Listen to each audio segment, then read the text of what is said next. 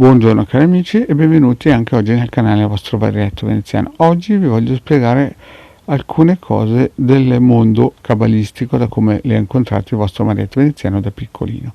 Ma prima di fare questo, il vostro Marietto Veneziano vi chiede di iscrivervi al canale YouTube del Marietto Veneziano, di venire a trovare e anche di Hildegarda, chiaramente, di venire a trovarci nei nostri gruppi Facebook di Hildegarda Marietto Veneziano e anche in Telegram, dove alle 20:30 ogni lunedì sera Hildegarda Marietto Veneziano qua di Vatti da Milas tengono un percorso esoterico gratuito. I link sono sotto in descrizione. Vi chiedo anche se volete fare dei commenti, sono sempre graditi, così che possa prendere degli spunti per fare delle pillole. In più, se volete lasciare un super like è sempre ben accetto. Bene.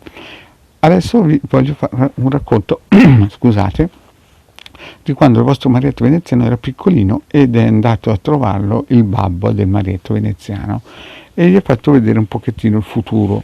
E a un certo punto eravamo capitati in un punto della mia vita in cui io avrei dovuto incontrare degli avvocati notai molto tremendi, anche se agli occhi della gente sembravano degli stinchi di santo, persone rispettabili.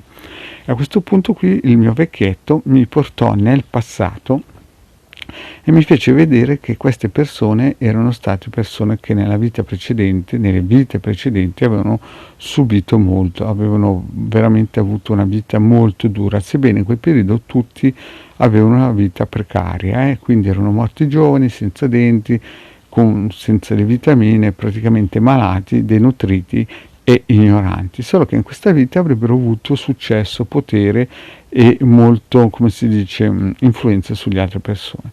In altre parole, avevano avuto un bilanciamento del karma che avevano avuto nella vita prima, cioè se nella vita prima erano stati in un posto disgraziato, adesso potevano stare in un mondo in un certo senso materialmente benedetto.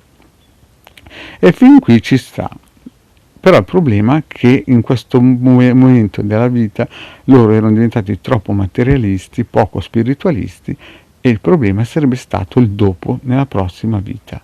E quindi vidi dove sarebbero andati la prossima vita e restai veramente deluso, perché non riuscivo a capire come delle persone che nella vita precedente avessero sofferto così tanto, adesso che nella vita avrebbero potuto bilanciare e aiutare gli altri, restavano arroccati nel loro castello di materialità e non aiutavano gli altri, anzi cercavano in un certo senso di derubarli in tutti i sensi, a livello psicologico, materiale e tant'altro.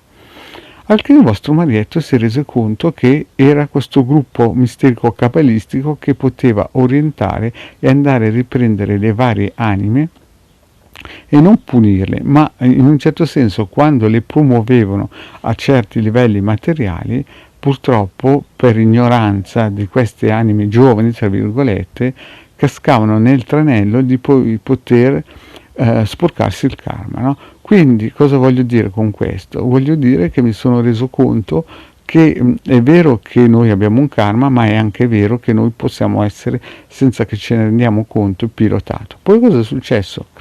Nel cammino facendo della mia vita incontrai un altro essere, che non so se era cabalistica o tibetano, e che mi fece capire che praticamente noi viviamo in come delle isole mentali di 300.000 persone, io adesso parlo per quello che ho visto, in cui il pensiero delle persone era pilotato senza che se ne rendesse conto da questo essere qui.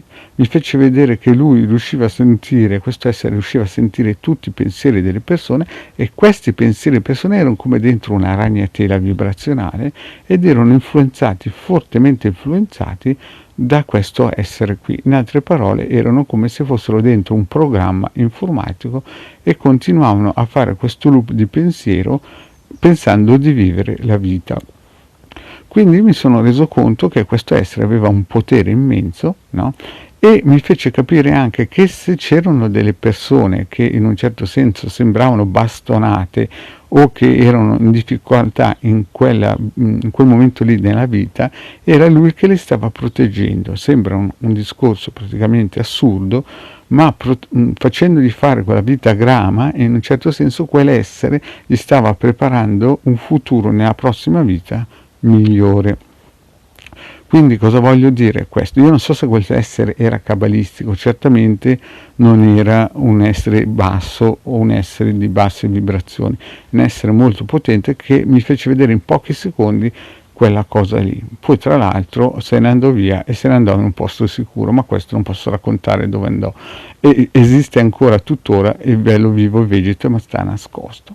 Quindi cosa voglio dirvi con questo? È che quando incontrai i cabalisti mi fecero vedere che fondamentalmente loro, anche se sembravano cacciati, perseguitati, avevano sempre in mano la cloche dei comandi. E quando vidi questo essere, che potremmo definirlo anche tra virgolette un genio, anche se genio non era, mi fece capire che più in piccolo il mondo è diviso in settori, in quadrati. Ogni settore ha il suo, come si dice, essere, no, entità. Tra virgolette anche nel racconto all'Emago Frabato c'è un racconto un pochettino su questo stile, cioè praticamente ci sono queste logge che chiamano questi esseri, queste entità, questi geni e chiedono aiuto per dominare determinati tipi di zone. Insomma, Franz Bardon ha fatto un racconto molto, diciamo, sofisticato e in un certo senso anche molto naif per raccontare esattamente più o meno come era in quel periodo prima della guerra la situazione. Chiaramente Franz Bardon, secondo le mie conoscenze, non è stato lui a scrivere quel libro lì, ma è stato un altro, un generale tedesco, che ha usato poi il suo nome per poter divulgare queste conoscenze esoteriche alle persone e incominciare a dargli un campanello di allarme per far capire che la situazione è molto più particolare di quello che uno pensa.